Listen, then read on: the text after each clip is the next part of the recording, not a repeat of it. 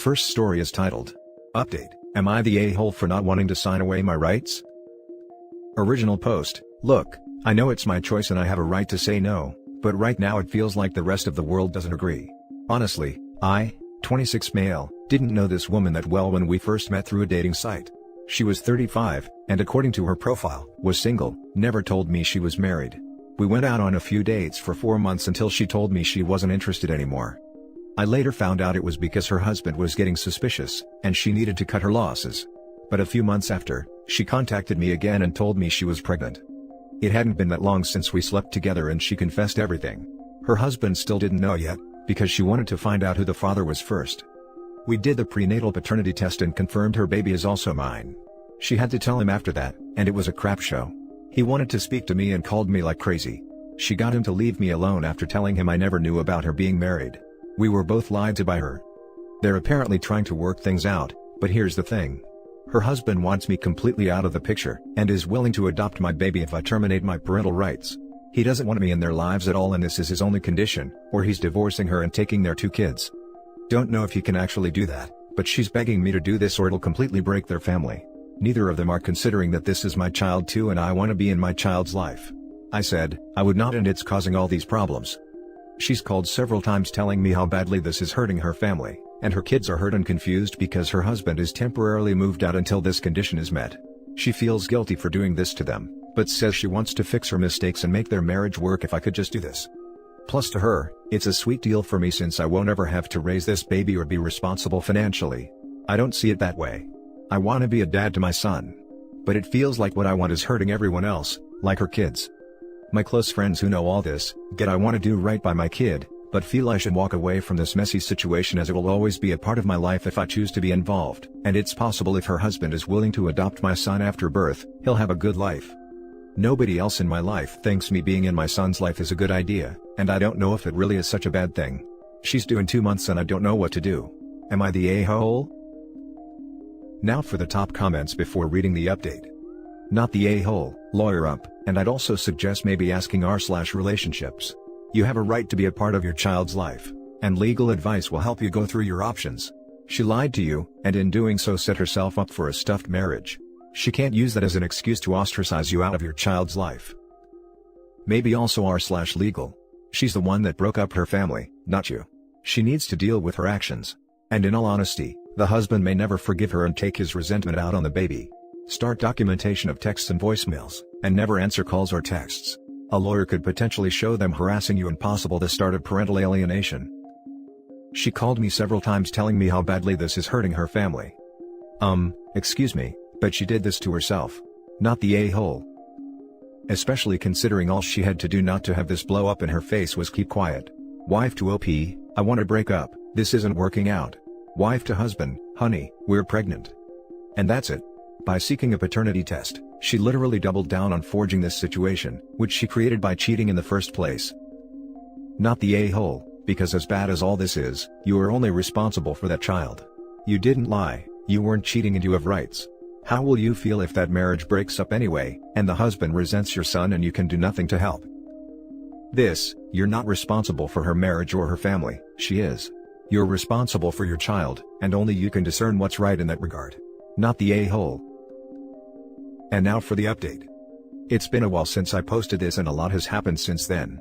And by a lot, I mean I finally became a dad. My son is healthy and beautiful, most beautiful baby I've ever seen. One of the best things to ever happen to me honestly, despite the drama. Thank you everyone who was helpful and encouraging in this situation. It felt good to know even with what everyone else was saying, I had a right to say no to my ex's demands and I'm not the one at fault for what happened. Several of you had suggested I talk to her about switching it around, so that I could ask about getting full custody instead of being cut out if her husband had such a problem with me being around. Was a great idea and I feel pretty stupid for not thinking about it myself. So here's what happened, I decided to try again and contact her husband, because throughout this whole time, he was refusing to speak to me. But I just wanted to see if I could get through to him as a last resort. He agreed for us to talk, and I was shocked to find out he'd actually changed his mind about accepting the baby 2 months ago, before I made the post. Originally, he did have that condition that he'd only take her back and adopt my son if I wasn't in the picture, but decided he didn't want to raise another man's baby. So, she lied to me about him still having this condition, and this was just her attempt to try to fix everything. Even though he was planning on going through with the divorce. He was pretty mad about what she was doing too, so he was kind of on my side about it. Did get a lawyer involved, and had another talk with her as well after he spoke to her, pretty much saying he'd never take her back no matter what she did at this point. That got her to see trying to keep me out wasn't going to do anything. I brought up the full custody thing to see if that was something she wanted, and she agreed. To her there was no point in having my son full-time with this whole divorce going on, and she doesn't even have her own place. He moved back into their house with the kids and she ended up leaving. Going through with my attorney, I was able to establish paternity after my son was born, so that I'd be legally recognized as his father, instead of her soon-to-be ex. As of right now, he's with me full-time, but she still comes by to visit. Her life is a total mess right now with the divorce and she's still pretty bitter towards me about it. It's not perfect, but I'm just so happy having my son in my life. Holding him for the first time, it made all the struggles worth it. It's definitely overwhelming doing it mostly on my own, but I don't regret how things played out. So thanks for the support and advice. It really helped make a difference when I couldn't see a way out of this without feeling like I was doing something wrong. Now for some top comments. Well done and congrats. I definitely wouldn't want my child being raised by that woman. She's bitter at you, even though it's entirely her fault. Is she paying you alimonies? She is paying child support, yes. I've learned to not take any blame that isn't mine to carry, so that makes it easier when she tries to act like everything happening right now is my fault. You sound like you're going to be an amazing dad. Sorry, mate, that you are an amazing dad. Your little boy is lucky to have you permanently in his life and is going to thrive with you. Good luck for the future. Parenting is a wonderful privilege and is tough at times, but worth every tear and every sleepless night. Congrats, Dad. Enjoy. Raising a child is one of life's joys. Sending you best wishes from another dad who isn't with the mother. Thanks. Hasn't been easy. My little man makes it worth it though. He's brought so much into my life. Well done. This girl is crazy, being bitter at you, when she's the one who cheated on her husband. Laughing my butt off, the absolute nerve of her. Now for the next story. Am I the a-hole for yelling at my cousin's wife for telling me that my daughter isn't my husband's just because she's white? I've been dealing with a lot of criticism since my daughter was born, just because of her skin color. She's white, blonde, and has the greenest eyes I've ever seen, like my grandma's. I'm 24 female, white myself, but my hair and my eyes are dark, and my husband, 31 male, is black. The point is that everyone in my family knows that she is my husband's and that we have 2 DNA tests that prove it, but my cousin's wife, 22 female, thinks that we're lying, and that she's the daughter of another man. I say this because the other day was my daughter's first birthday, and she came to our house to bring her a gift, and while we were talking, she asked me if her dad sent her a gift and if he was coming to celebrate with us. I asked her what she was talking about, and she said she was talking about her real dad. I didn't like that she said that, so I told her that it was very rude to say those things, and that it's none of her business to know who the dad of my daughter is. But she only said that I don't have to be ashamed if her real dad is not my husband, that we are family, and that I could trust her. Of course I got mad and yelled at her to get out of my house, and told her that she's not my family, and that I don't want to see her anymore. She apologized, but I didn't care. I told her to get out, so she left, and I know she told my cousin everything because later he called me and told me that she still doesn't understand why my daughter is so white if her dad is black, and that she thought that we were all hiding the truth from her because she is new in the family. That she just wanted to get along with me and that she was really sorry, that I should understand her since we all come from an almost white country, and many people here are ignorant about genetics. I understand, but I reacted like that because it hurt me that someone close to me thinks that way about me, and it made me wonder if someone else in my family also thinks that my daughter is not my husband's. Maybe I overreacted, but honestly, am I tired of all this? Am I the a-hole? Now for the top comments. Not the a-hole. When we mix different races, the outcome isn't just some blend of beige but an array of skin and eye colors. Siblings from interracial parents can range from darker than the dark parent, to lighter than the light parent. That's just how the genetic lottery works. Your friend needs an education in how genes work. Honestly, I also come from a homogeneous, pretty predominantly white country. I don't know any mixed couples, and while I understand basic genetics, I still wouldn't claim to state an opinion on what is and isn't possible when mixing races.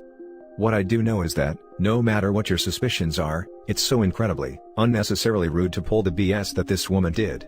What the hell? It's okay. Tell me you cheated. Tell me. I know. You must have cheated. What the hell?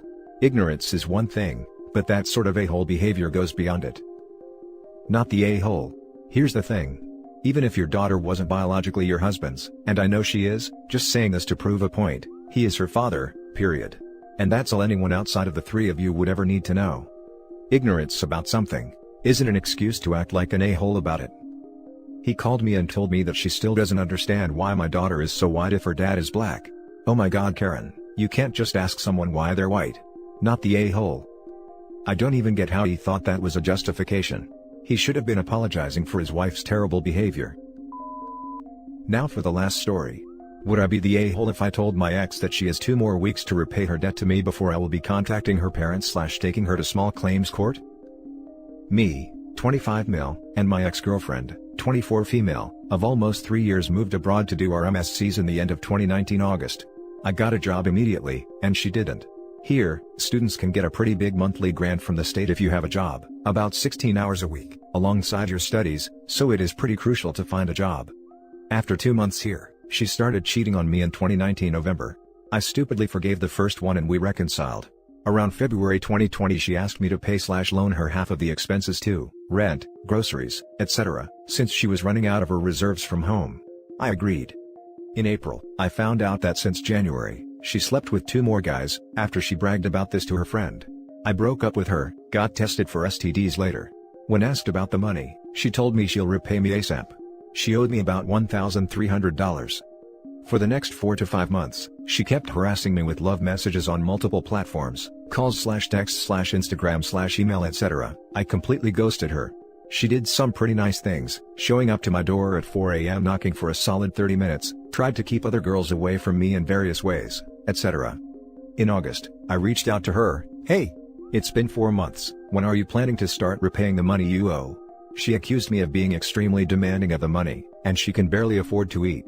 I told her that maybe she should focus on repaying me instead of buying non-essential things like musical instruments, to which she replied, music is essential to me. Right. For the record, during this time she got a new bed, several music instruments, an iPhone, apparently needed one for work, she was still unemployed during this time, a new laptop and a 32-inch TV. Know this from friends, social media, from our dorm group, pictures she sent me, and common classes, etc.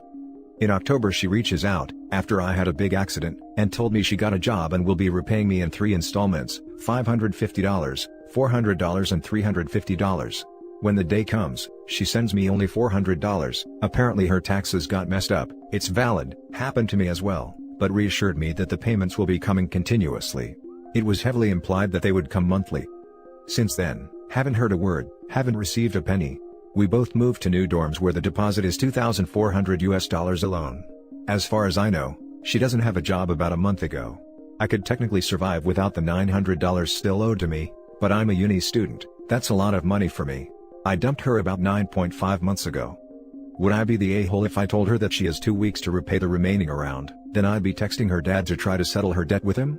Her family is quite wealthy, they probably supported her since last April. If that fails, I'm planning to take her to small claims court. Thankfully we logged everything we owe each other in an app that tracks expenses for years, so I have a very good chance, according to Legal Aid.